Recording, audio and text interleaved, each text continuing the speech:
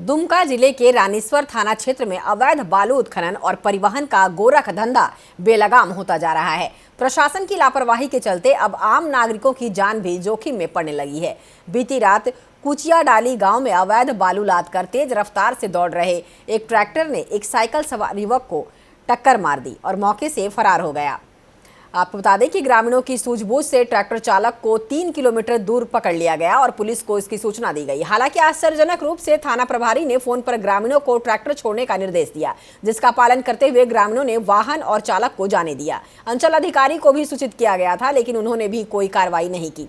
ये घटना प्रशासन और बालू माफिया के बीच साठगांठ की ओर स्पष्ट संकेत करती है। सवाल उठता है कि क्या जिला प्रशासन अवैध बालू कारोबारियों के आगे घुटने टेक चुका है? क्या नागरिकों की सुरक्षा अब प्रशासन की प्राथमिकता नहीं रही? दुमका में बढ़ते इस तरह के मामलों ने आम जनता के बीच गहरी नाराजगी और अविश्वास पैदा कर दिया है।